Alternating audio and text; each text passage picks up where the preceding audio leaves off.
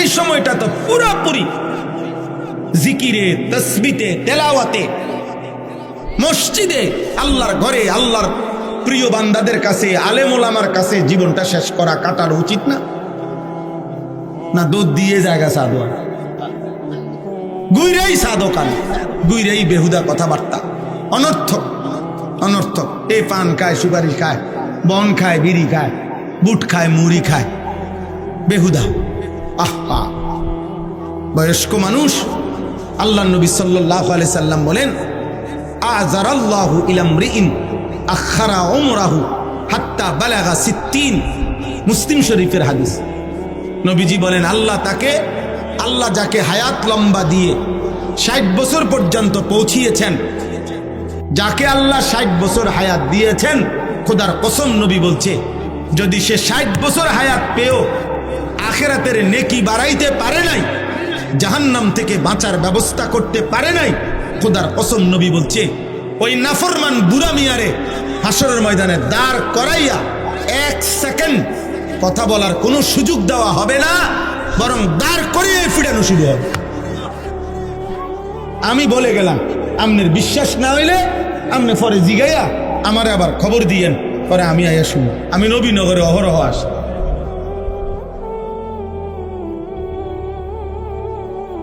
ষাট বছর হায়াত পেয়েও জান্নাতের পুঁজি নিতে পারল না। 60 বছর হায়াত পেয়েও কবরের সামান, আখিরাতের নেকি বাড়াইতে পারলেন না। আর কত হায়াত দিত? 60 বছরে কতগুলো রাত গেছে, 60 বছরে কতগুলো দিন গেছে, 60 বছরে কতগুলো ঘন্টা গেছে, কতগুলো মিনিট গেছে। সুবহানাল্লাহ। আল্লাহ তাআলা আমাদেরকে বুঝার তৌফিক দান করেন। প্রিয় ছেলেরা, বাবা, এবার তোমরা শোনো, তোমরাও শোনো ভাই। তোমাদের জন্য মূল কথা এটা কিতাবের মধ্যে লিখছে যে, ইয়া মা'শারাশ শাবাব, হাসান বসরি রাহমাতুল্লাহ আলাইহি বলেন, হে যুবক, প্রতিদিন তুমি লক্ষ্য রেখো, তুমি তাকাইয়া দেখো, গাছ থেকে ফলের গাছে যে ফুলগুলো ফুটে, প্রথম যে ফুলগুলো বের হয়, সবগুলো ফুল ফসল ফলে পরিণত হয় না। যতগুলো আমের ফুল বের হয়, অতগুলো আম হয় না। 2 নম্বরে, এরপরে যেগুলো আম হয় ততগুলো বড় হয় না। 3 নম্বরে, যতগুলো বড় হয় ততগুলো পাকে না, বরং ঝরে যায় বেশি, থেকে যায় অল্প। অতএব হে যুবক, তোমার আশেপাশে 2 জন 4 জন বৃদ্ধ দেখে হযরত হাসান বসরি বলেন, তুমি ভেবো না তুমিও ওই পর্যন্ত পৌঁছবা, কারণ ঝরে যায় বেশি, থেকে যায় কম, থেকে যায় কম। এই জন্য সর্বযুগে পৃথিবীতে, যেই কোনো যুগে পৃথিবীতে, মনে রাখবেন, যেই কোনো বাড়ি, পাড়া, মহল্লা, যেই কোনো ঘর, সংসার, ফ্যামিলি, যেখানে দেখেন কিশোর, যুবক, নওজোয়ান, এই বয়সী যে পরিমাণ, বয়স্ক, বৃদ্ধ তার চাইতে অনেক কম। এটা একটা স্বাভাবিক পৃথিবীর নীতি। আমগো এই বাড়ি, মনে করেন, আমি আমার একটা উদাহরণ দেখাই। আমার বাপ চাচারা 4 জন ছিল, আমার বাবা চাচা মিলা 4 ভাই ছিলেন ওনারা। তাহলে আমার বাপ চাচা 4 ভাইয়ের, ওনারা 4 জনের, আমার বাবা, আমার জ্যাঠা, আমার ছোট চাচা 2 জন। তাহলে ওনারা 4 জনের ছেলে মেয়ে। আমরাই, আমার আব্বার ঘরে আমরা আছি 8 জন ভাই বোন। তাহলে আমাদের 4 জনেরই, আমার আব্বার ভাইদের সবাই মিলে 4 জনেরই সন্তান যা, সবাই আলহামদুলিল্লাহ।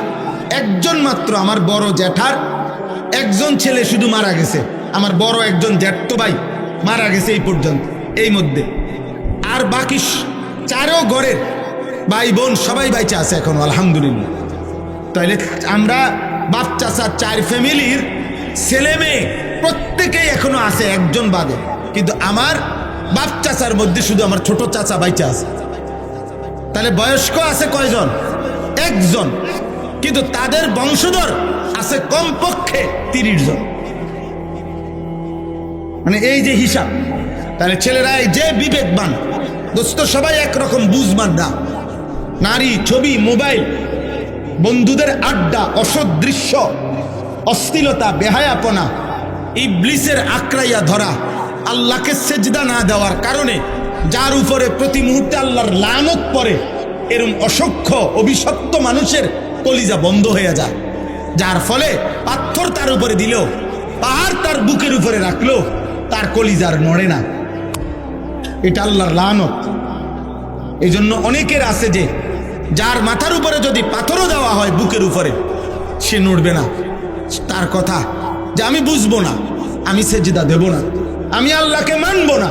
সোজা কথা, আমার উপরে যদি হিমালয় পর্বত আমার উপরে ফেলা হয়, আমারে যদি আটলান্টিক মহাসাগরও ডুবাই দেয়, আমি নাফরমানি ছাড়ব।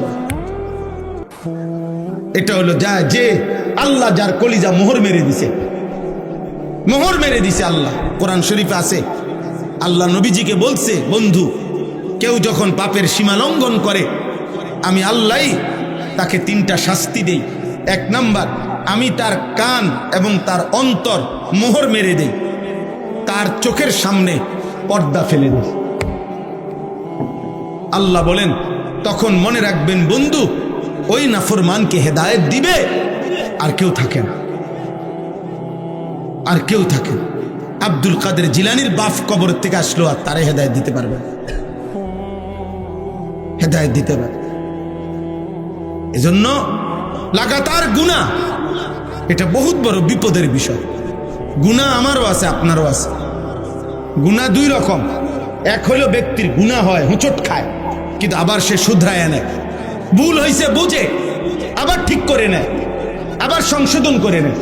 আরেকটা হলো লাগাতার গুনাহ, মিথ্যা বলে প্রতিদিন, ওজনে কম দেয় প্রতিদিন, সুদ খায় প্রতিদিন, কিস্তি নেয় নিয়মিত, ওজনে কম দেয় প্রতিদিন, ফজরের নামাজ পড়ে না একদিনও, গালি দেয় প্রতিদিন, খোদার 365 দিন একরকম পাপ।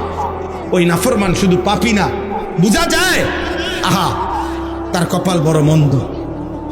হতে পারে আর কোনো দিন, আহারে আল্লাহ, আল্লাহ যদি আর না ফিরায়, এই নাফরমান আর কোনো দিন আল্লাহর পথে হয়তো ফিরবে। কিস্তিতে কিস্তিতে জীবন শেষ, সুদে সুদে হায়াত শেষ, মদে মদে হায়াত শেষ, জুয়া খেলতে খেলতে হায়াত শেষ, নাটক আর সিনেমার নর্তকী দেখতে দেখতে হায়াত শেষ, গালি দিতে দিতে হায়াত শেষ। আহ, আর কোনোদিন হয়তো নসিবে জুটবে না আল্লাহকে ডাকার, আর কোনোদিন নসিবে জুটবে না আল্লাহর ইবাদত কর। এজন্য নওজোয়ান ভাই, বাবা, প্রত্যেকের কাছে কথা এটা। গরম আমি জানি, আপনাদের কষ্ট হচ্ছে, আমি দেরি করছি না, কিন্তু এই কথাটুকু ধৈর্য ধরে শুনেন, এই কথাটুকু বুঝেন। ছেলেরা, বাবা, তোমরা বুঝতে শেখো, তোমরা বুঝতে শেখো, তোমরা ভাবতে শেখো। তোমার হায়াতের কদর তুমি করো। এই পৃথিবীর কেউর হাতে 1 শব্দ 2 শব্দ বলবে হয়তো কেউ, কিন্তু সারাক্ষণ তোমার এই নিয়ে পড়ে থাকবে এই সময় কারো নাই, কারো হাতে টাইম নাই। তোমার বাবারও কাম আছে, তোমার মারও ব্যস্ততা আছে, তোমার বড় ভাইয়েরও নিজস্ব কাজ আছে। এই সংসারে প্রত্যেকেরই আলাদা আলাদা ব্যস্ততা আছে। অতএব আমি যদি আমাকে নিয়ে না ভাবি, আমার ঈমান, আমার আমল, আমার আখিরাত, আমার কবর, আমার মিজান, আমার ফুলসিরাত, আমার হাসর, আমি যদি না ভাবি, কে ভাববে? কে ভাববে বলেন? এজন্য আমরা প্রত্যেকেই, সময়ের বাস্তবতা হলো এখন আমরা বেশি অতিরিক্ত, সময়টা এখন এমন যে প্রত্যেকেই আলাদা আলাদা। ছেলে জানে না তার ডানে বামে আর কেউ তাকে যে ডাকবে, বাধা দিবে, এমন কেউ নাই, এমন কেউ নেই। মেয়ে তাকে টেনে ধরবে, কেউ নাই। মেয়ে মেয়ের মতো, ছেলে ছেলের মতো, মা মার মতো, বাবা বাবার মতো। যার কারণে আমরা প্রত্যেকে একসাথে পরিবার হয়েও ভিন্ন ভিন্ন। এই কারণে তোমাদের এই হালাত। আজ থেকে 30 বছর আগে, 20 বছর আগে এমন চিত্র বাংলাদেশে ছিল না। এত বেশি সংখ্যক একটি মহল্লায় বেনামাজি আগে এত ছিল না। এত বেশি সংখ্যক আল্লাহর নাফরমান আগে এত ছিল না। একটি গ্রামে একজন মানুষ যদি থাকতো অসৎ, কোন নারী বেহায়া, কোন পুরুষ লম্পট, তো পুরা গ্রাম তাকে ধইরা দেখা গেছে 10 গ্রামের মানুষের সামনে বিচার কইরা প্রকাশ্যে, এরপর অনেকের মাথার চুল কাটটাও গ্রাম ছাড়া করে দিছে, তুই যে বাইর। আজ আজ মহল্লাকে মহল্লা আমরা প্রত্যেকটা পুরুষ বাবা জেনে শুনে অভিভাবক ছেলেটার হাতে একটা একটা মোবাইল তুলে দিছে। সবাই জানে দিবা নিশি আমার সন্তান অশ্লীল ছবি দেখে, উলঙ্গ ছবি দেখে, রাতভর নর্তকীর ছবি দেখে, আহা নারী ছবি, অশ্লীল দৃশ্য দেখতে দেখতে এক একটা ছেলের, এক একটা মানুষের আখলাক, চরিত্র, যৌন চাহিদা হয়ে গেছে কুত্তার মতো, কুত্তার মতো, কুত্তার শুয়োরের মতো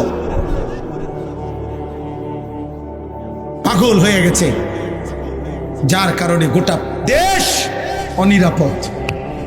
8 বছরের কন্যা ধর্ষিতা, 4 বছরের কন্যা ধর্ষিতা, 8 বছরের মেয়ে, তার দেহ টুকরা টুকরা, দেহ টুকরা টুকরা। তোমাদের কাছে আমি একটা ছেলের কাছে বলি, আব্বা আমি রাজনীতির মানুষ না, কিন্তু আমার একটা কথা, আমার এই বাংলাদেশে 92% মুসলমানের বাংলাদেশে, যেই বাংলাদেশে 3 লক্ষের চাইতে বেশি মসজিদ আছে, প্রতিদিন 5 ওয়াক্ত নামাজের আজান হয়, চারিদিকে এত দাড়ি টুপিওয়ালা মানুষ, এত মসজিদ, এত মাদ্রাসা, 30 লক্ষের মতো তালেবে ইলম যেই বাংলাদেশে মাদ্রাসায় পড়ালেখা করে, সেই পবিত্র ভূমিতে 8 বছরের বাচ্চা মেয়ে যদি ধর্ষিতা হয়, 8 বছরের মেয়ে যদি তার শরীর কল্লা যদি আলাদা করে ফেলে, কাইটা টুকরা করে ফেলে, আগামীর সমাজ বাঁচবে কিভাবে? এই সমাজে তো তোমাদের বোনও আছে, তোমাদের কন্যাও তো আছে, বলো না ভাই? তোমাদের বোনরাও তো এই সমাজে বড় হবে, তোমাদের কন্যারাও তো এই সমাজে বড় হবে, ওদের নিরাপত্তা কোথায়?